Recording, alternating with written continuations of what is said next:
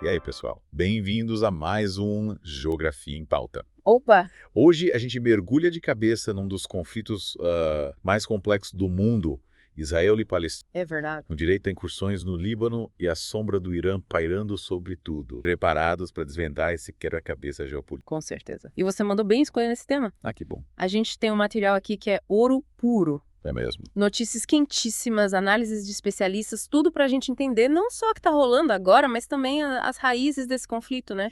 Que já dura décadas. Exatamente. E é importante a gente ir além das manchetes. A ideia é a gente entender as diferentes perspectivas, os interesses de cada lado e, claro, o impacto na vida de quem vive nessa região tão conturbada.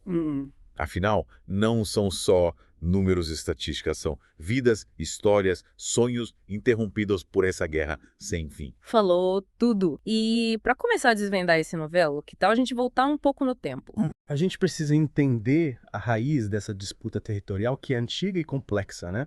Guerras, intifada, muita violência. Pois é, e essa história toda ganha um novo capítulo em 1948, com a criação do Estado de Israel, logo após o Holocausto. É como se a gente estivesse abrindo um livro, né? E vendo as páginas se desenrolarem diante dos nossos olhos. Verdade. Imagine o deslocamento de Palestina, a intensificação da disputa por território. E no meio dessa história toda, Jerusalém surge como um ponto central do conflito, um lugar sagrado para judeus e muçulmanos. Exatamente. O que torna a disputa ainda mais complexa, como um nó cego que ninguém consegue desatar. E aí entram em cena a faixa de Gaza, governada pelo Hamas, e a Cisjordânia, parcialmente controlada pela autoridade palestina. E a situação humanitária nesses territórios é de partir o coração. Pobreza, desemprego, falta de acesso básico. Como se a gente estivesse assistindo a um filme triste que nunca tem um final. E pra piorar, a violência, né? Deu um salto assustador recentemente. O ataque do Hamas a Israel em 7 de outubro de 2023. Com mais de 1.200 mortos em Israel e 251 de pessoas sequestradas. Nossa. Inaugurou um capítulo ainda mais sombrio nesse conflito, né? Pois é. É como que a gente tivesse levado um soco no estômago. E a resposta de Israel foi igualmente devastadora, né? Bombardeios intensos em Gaza, milhares de palestinos mortos, a maioria civis. A gente vê hospitais lotados, falta de medicamentos, risco de fome. É uma tragédia humanitária que não dá para ignorar, como se a gente estivesse preso num pesadelo. O conflito ainda se espalhou para o Líbano, né? Com Hezbollah, grupo xiita aliado a Irã, entrando na jogada e lançando foguetes contra Israel em apoio ao Hamas. Nossa. E Israel, claro, respondeu com bombardeios no Líbano, aumentando o número de vítimas civis, incluindo crianças. É como se a gente estivesse vendo um incêndio se alastrar sem controle. É de cortar o coração ver tantas vidas perdidas, tantas famílias destruídas por essa guerra. E a sombra do Irã paira sobre tudo isso, né? Qual é o papel deles nessa história toda? O Irã é um jogador importante nessa partida, financiando e fornecendo armas ao Hamas e ao Hezbollah. Caramba. E os Estados Unidos, como principal aliado de Israel, também estão no tabuleiro, realizando ataques a alvos ligados ao Irã na Síria. É como se a gente estivesse assistindo a um jogo de xadrez, com cada movimento estratégico colocando em risco a paz na região. A comunidade internacional até tenta conter a violência, né? E buscar uma solução pacífica, mas os obstáculos são enormes. É como tentar apagar um incêndio com um copo d'água. Exatamente. A cúpula árabe muçulmana em Riad, por exemplo, pediu a Israel que se retire dos territórios ocupados desde 1967. Mas Israel não quer nem saber dessa proposta. E aí fica a pergunta, né? Qual a saída para esse labirinto? O que cada lado busca nesse conflito? É como se a gente estivesse tentando encontrar luz no fim do túnel. Israel, por exemplo, quer a libertação dos reféns, a destruição do Hamas em Gaza e a derrota do Hezbollah no Líbano. A criação de um Estado palestino, nem pensar. Eles argumentam que seria controlado pelo Hamas e colocaria em risco a segurança de Israel. Entendi. E os palestinos? O que eles querem? O fim da guerra, o fim da ocupação israelense e a criação de um Estado palestino independente, com Jerusalém Oriental como capital, é como se estivessem buscando um lugar ao sol, um lar onde possam viver em paz e segurança. E os países árabes? Eles defendem a solução de 2 estados, com Israel e Palestina coexistindo pacificamente, mas convenhamos, né? Diante da polarização e da falta de confiança entre as partes, essa solução parece cada vez mais... É como se a gente estivesse tentando juntar peças de um quebra-cabeça que não se encaixam. Enquanto isso, quem sofre é a população civil, né? Como se estivessem presos no jogo de forças que não conseguem controlar. Sem dúvida. A situação em Gaza é crítica, falta de alimentos, medicamentos, hospitais, e o risco de uma epidemia de doenças é real. É como se a gente estivesse assistindo a um filme de terror. E usa o termo limpeza étnica, né? Para descrever a situação no norte da faixa de Gaza, com o deslocamento forçado de milhares de palestinos, é de arrepiar os cabelos. É como se estivéssemos voltando no tempo, revivendo os horrores do passado. Essa situação coloca em xeque o papel da comunidade internacional, né? Na proteção dos direitos humanos e na busca por uma solução pacífica para o conflito. Afinal, de que adianta ter leis e tratados internacionais se eles não são cumpridos na prática. E a política interna de Israel também influencia, né? O governo de Benjamin Netanyahu, mais à direita da história do país, tem adotado uma postura linha dura em relação aos palestinos. Com certeza.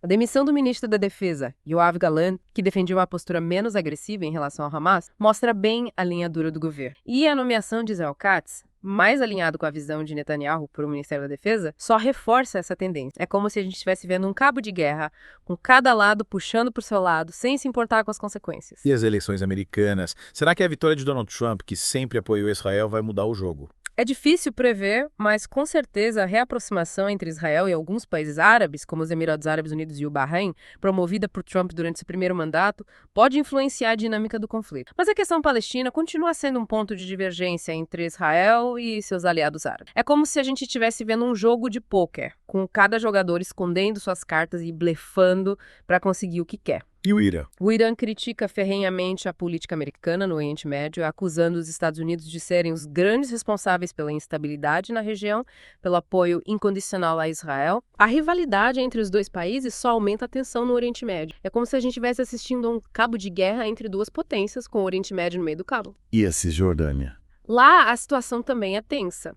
O ministro das Finanças de Israel, Bezalel Smotrich, da extrema-direita, defende a expansão da soberania israelense sobre o território. Nossa. A comunidade internacional vê essa proposta com grande preocupação, já que ela pode inviabilizar a solução de 2 estados. É como se a gente estivesse vendo um jogo de dominó, com cada peça derrubando a próxima, até que todo o castelo desmorone. E a ajuda humanitária para Gaza? A comunidade internacional pressiona Israel a melhorar a situação humanitária, mas as ONGs denunciam que Israel não cumpre os critérios estabelecidos pelos Estados Unidos para o envio de ajuda. A falta de acesso a alimentos, água e medicamentos agrava a crise humanitária em Gaza, e a comunidade internacional precisa intensificar a pressão sobre Israel para garantir o acesso da população civil à ajuda humanitária. É como se a gente estivesse vendo um jogo de empurra-empurra, com cada lado jogando a responsabilidade para o outro.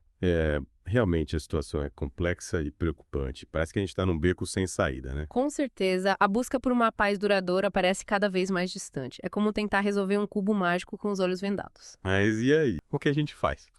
Como sair desse labirinto? A gente precisa se manter informado, buscar diferentes fontes de informação, entender as nuances desse conflito, as diferentes perspectivas e os interesses em jogo. Só assim a gente pode contribuir para um debate mais informativo. É como se a gente estivesse tentando montar um quebra-cabeça gigante, com cada peça representando um aspecto desse. E a gente convida a continuar pesquisando e se aprofundando nesse tema. Afinal, entender o conflito entre Israel e Palestina é entender um pedaço importante da história do nosso mundo. É como se a gente estivesse abrindo uma janela para um mundo cheio de desafios, mas também de esperança por um futuro melhor. E a gente volta já já com mais informações e análises sobre esse conflito que parece não ter fim. Fique ligado. Você tocou num ponto crucial agora, a busca por informação.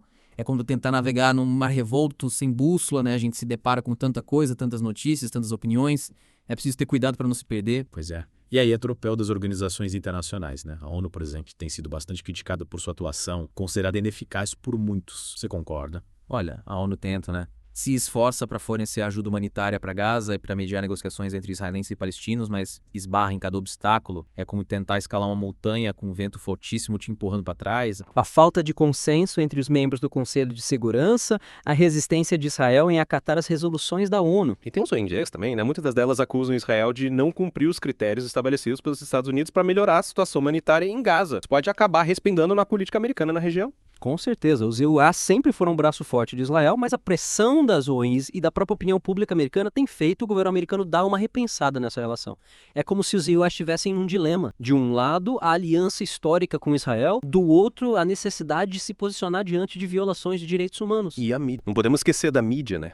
A forma como ela retrata os acontecimentos influencia a percepção do público e pode ter um impacto enorme na busca por uma solução pacífica. Totalmente. Muitas vezes, a cobertura da mídia simplifica, polariza as narrativas, o que acaba alimentando a desinformação e a intolerância. É como se a gente estivesse olhando para o conflito através de lentes distorcidas. Por isso é tão importante a gente buscar fontes de informação diversas e confiáveis que mostrem os diferentes lados da história. E o impacto psicológico da guerra na população civil. Tanto em Israel quanto na Palestina, as pessoas vivem com medo constante, perdem entes queridos, veem suas casas e comunidades destruídas. É uma ferida que não cicatriza, né? De cortar o coração. E é por isso que a comunidade internacional precisa se mobilizar para fornecer apoio psicológico e social às vítimas da guerra, para que elas possam reconstruir suas vidas e superar os traumas do conflito. A gente precisa oferecer a elas ferramentas para lidar com essa dor, com esse sofrimento.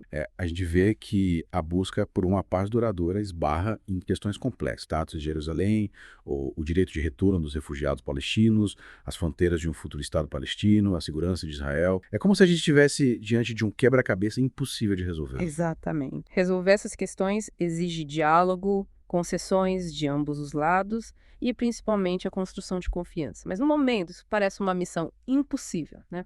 E os assentamentos israelenses na Cisjordânia.